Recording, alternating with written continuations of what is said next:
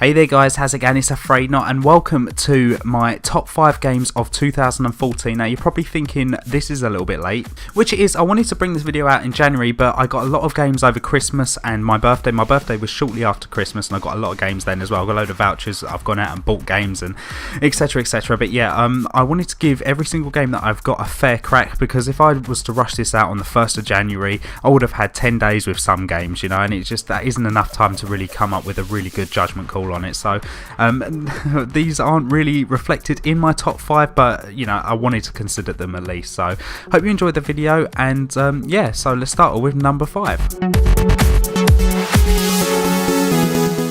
Watch Dogs, a Ubisoft game that I think it was probably the only Ubisoft game that I really enjoyed last year.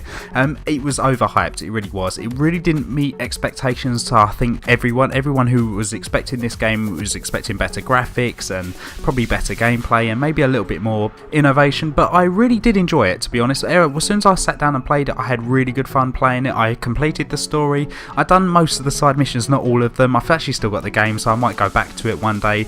I think I bought the season pass as well, and yeah, I think they sold it to me with the game for I think a 5 or a 10 or something, so there is reason for me to go back to the game, but I really enjoyed it. It's definitely not one of the better games that I played this year, but definitely worthy of number 5 on my top 5 list of 2014.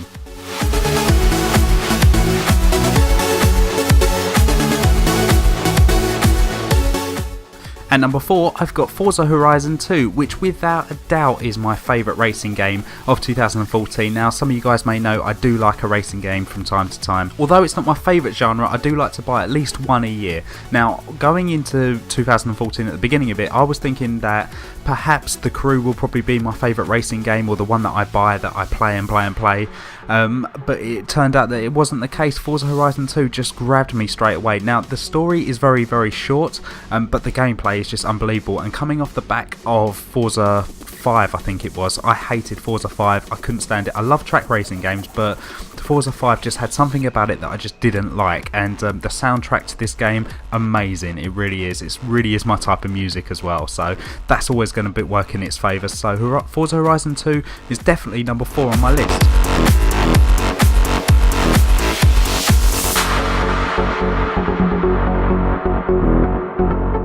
Titanfall, definitely a worthy number 3 on my list. Now, this game made me so happy yet so sad. When the beta came out in February, I think it was about the same time as what Hardline did. I played this game and I just played and played. I think we had it for a whole weekend and I literally didn't stop playing it all weekend. And when the game released, it really wasn't that much different to the beta. It had a few extra guns, obviously the maps, there was a lot more maps, but really, compared to what the beta had to offer, that was pretty much the game.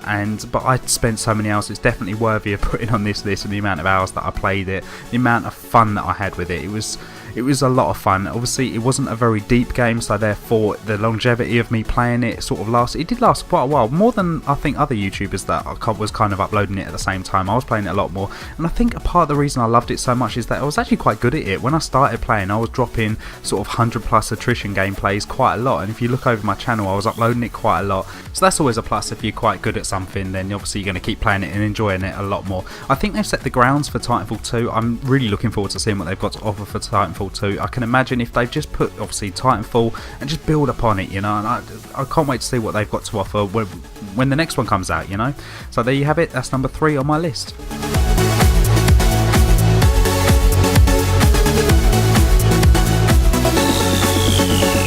So we're down to number 2 on my list, and I've got Wolfenstein The New Order. Now, I really enjoyed this game. Now, this might come as a little bit of a surprise to you guys.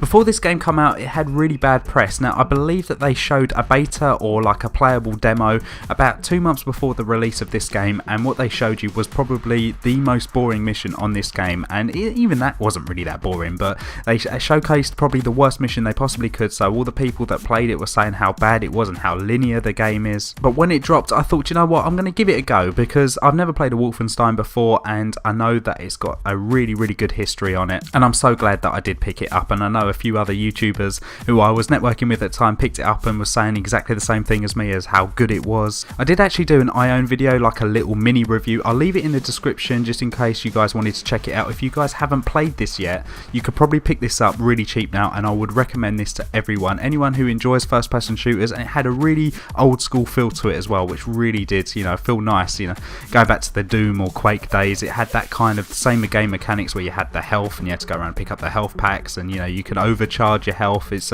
yeah, very interesting, very good story. I'd recommend it to anyone.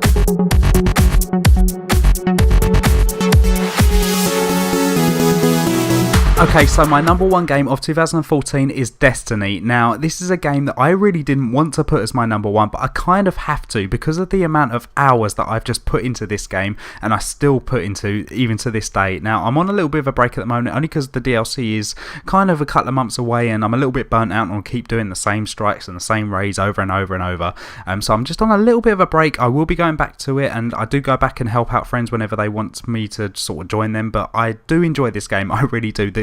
What they had right was the gunplay. The gunplay is just something that is addictive to me. I like going back to Destiny just to go and shoot grunts, you know, because I feel like with the weapon balance and obviously PvE, I think it is. I don't really play PvP. I hate PvP. It is total shit if I'm being honest, but just Destiny as a game, I feel like they could have done a lot more. I really do, and I think I've elaborated on that point in previous videos. I mean, they could have done a lot more. They should have done a lot more.